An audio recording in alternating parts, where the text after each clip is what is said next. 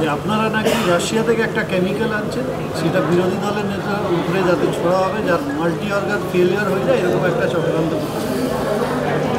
আমি এতক্ষণ এই উত্তর দিয়ে এলাম বিধানসভায়, এখানেও একই কথা বলবো যে আমাদের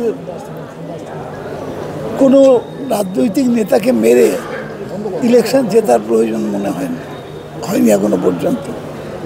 যেভাবে মানুষকে পরিষেবা দেন মমতা বন্দ্যোপাধ্যায়, তারপরে ওকে মেরে জিততে হবে এমন কোনো প্রয়োজন আমাদের হয়নি বা হবেও না কোনোদিন। আমরা মনে করি এগুলো নিজেদের দাম বাড়ানোর জন্য এগুলো করা হচ্ছে। আমি তাই বলবো, যদি রাশিয়া থেকে আনা হয়েছে খবর থাকে ওদের কাছে, তাহলে ওরা প্রমাণ সমেত পেপারে বের করুক, কোর্টে যাক, গিয়ে যারা করছে তাদের শাস্তি হবে। ছটাই জিতবো, মানুষ জেতাবে, আমরা কি আর মেরে জিতবো?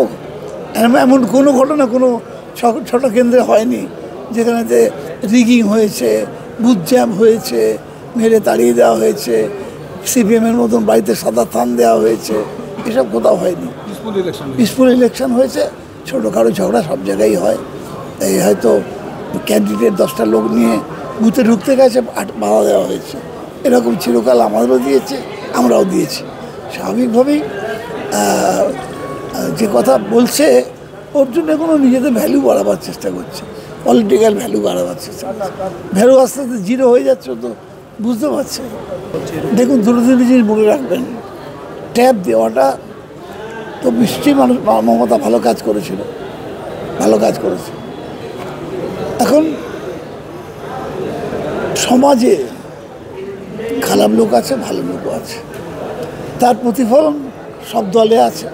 কংগ্রেসও আছে, সিপিএমও আছে, তৃণমূলে আছে, বিজেপিতে আছে, আমাদের সব জায়গায় আছে। সমাজে যদি ভালো খারাপ লোক থাকে, কোনো একটা দল রাজনীতি কেউ বলতে পারবে দাঁড়িয়ে যে আমাদের দলে একজনও দুর্নীতিগ্রস্ত নেই। কেন্দ্রীয় সরকারের বিরুদ্ধে সিএজি বলেছিল 15 লক্ষ কোটি টাকার দুর্নীতি হয়েছে। কেন্দ্রীয় সরকারের বিরুদ্ধে 15 লক্ষ কোটি টাকার দুর্নীতি হয়েছে। তাহলে এই কথাগুলো যারা বলছেন তারা একবার ভেবে বলুন, আয়নায় মুখটা দেখে বলুন। এটা আজকে না, আমরা যখন ছোট ছিলাম তখন থেকে শুনেছি যে মুঙ্গের থেকে আমাদের রাজ্যে অস্ত্র ঢোকে, জানতে পারলেই পুলিশ ধরে নেবে, পুলিশের যে ইন্টেলিজেন্স আছে জানতে পারলেই ধরে নেবে। আজকে প্রায় তো ধরা পড়ছে, আমি দেখতে পাচ্ছি। এসটিএফ আজকেই আবার মুঙ্গের থেকে প্রায় 4 জনকে অ্যারেস্ট করলো কলকাতা পুলিশ। এসটিএফ প্রায় তো গ্রেপ্তার করছে পুলিশ। এই বিশাল জনসংখ্যার রাজ্যে কোথায় কে লুকিয়ে থাকছে? এই তো শুনলাম 6 জন না কজন বাংলাদেশি কলকাতা থেকে না খড়দা থেকে ধরা পড়েছে। ধরা পড়বে, এই পুলিশ চেষ্টাও করছে, কিন্তু এগুলো বাইরে থেকে ঝুঁকছে যেখান থেকে, সেই বর্ডার দিয়ে আসছে কোথা থেকে? সেই বর্ডার দিয়ে আসছে কী করে? এটা হলো আমার প্রশ্ন। ওটা তো বিএসএফের দায়িত্ব আছে, সেখান দিয়ে আসছে কী করে?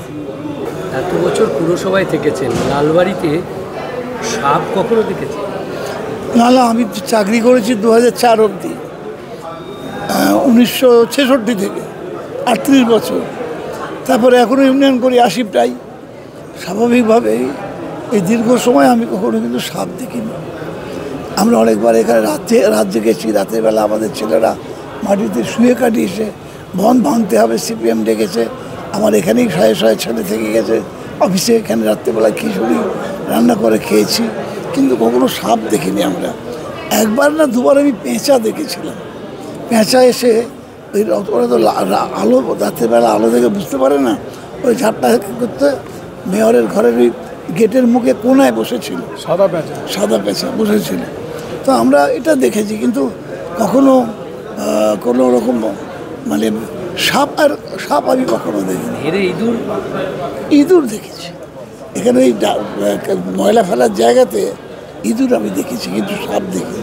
সেই ইঁদুর খেতেই সাপ এখন হতে পারে। আমি জিজ্ঞেস করছিলাম যে আশেপাশে কোনো জায়গায় বাড়ি হচ্ছে কিনা, যেখানে জঙ্গল ছিল, ভেতরে বাগান ছিল, সেই বাগান কেটে ফেলে বাড়ি হচ্ছে কিনা, তাহলে এরা চারদিকে ছড়িয়ে পড়ে, যেখানে সুযোগ পায় সেখানে ঢুকে যায়। স্বাভাবিকভাবেই আমরা দীর্ঘ চাকরি করেছি এখানে, দীর্ঘদিন, মানে 36 বছর চাকরি করেছি এখানে, 38 বছর। এই 38 বছরে আমি দেখিনি, আর তার এতদিন ইউনিয়ন করছে এখন আমি দেখিনি। স্বাভাবিক কর্মীদের মধ্যে একটা আতঙ্ক তৈরি হবে। স্বাভাবিক, সাপের নাম শুনে আতঙ্ক হয় না এমন লোকের সংখ্যা খুব কমই আছে।